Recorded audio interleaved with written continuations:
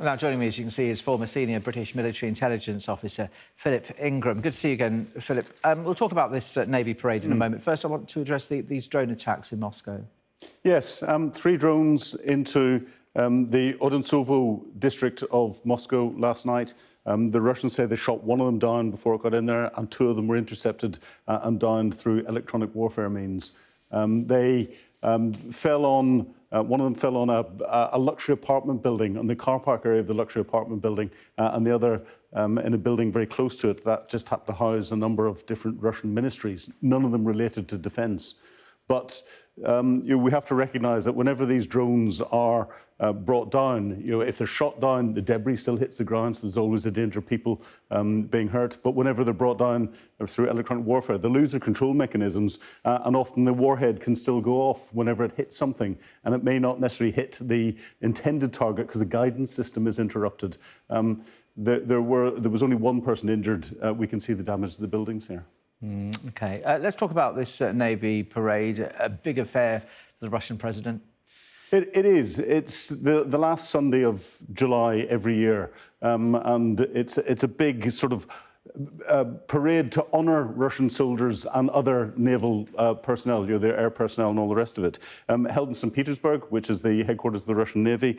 Last year, there were 40 Russian ships, 42 aircraft flew over, and 3,500 personnel. Now, President Putin has made a speech today. We don't know how many ships there are going to be in the parade. We don't know if any aircraft are going to overfly. We have to remember back into the May Day parade that the aircraft were, the fly past was cancelled for bad weather, even though the sunshine was out, probably because the Russian Air Force and Naval Air Force are focused heavily into Ukraine. Russia's Navy, on paper, the 3rd largest in the world. Forcesnet describes it as having over 600 ships. So it's quite a big percentage of the Navy from all 4 fleets around the world and the Caspian Sea flotilla. It's unlikely, though, that we're going to see any of the Black Sea Fleet coming up as part of this. And, of course, the Baltic is very difficult for Russian naval vessels to get through now because it's surrounded by NATO countries and Sweden, who are going to join NATO. What's this hint at peace or a peace plan put forward or suggested by Putin? Well, it's very interesting. Vladimir Putin turned around and said that the Chinese and African initiatives could be a basis for peace. And he said that at the ending of this African summit that there is in St. Petersburg. Now, if we go back and analyse this from a timeline perspective, the 20th of March, when Vladimir Putin visited China, Xi Jinping put a peace proposal on the table. And that didn't recognise the territorial integrity of Ukraine. If we come forward then to the 16th of June, we had African leaders visited Kyiv and then visited Moscow. They, in their peace initiative, did recognise the territorial integrity of Ukraine as part of their initiative. We then come forward to the 25th of June, and of course that was when Prigozhin and the Wagner Group launched their attempted coup.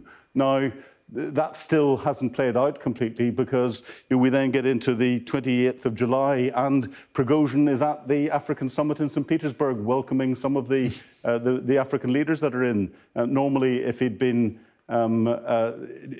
punished for what he'd done in the coup, he would have fallen out of a window or had a heart attack before now. He hasn't done. And then on the 29th of July, Vladimir Putin turns around and comes out with this statement.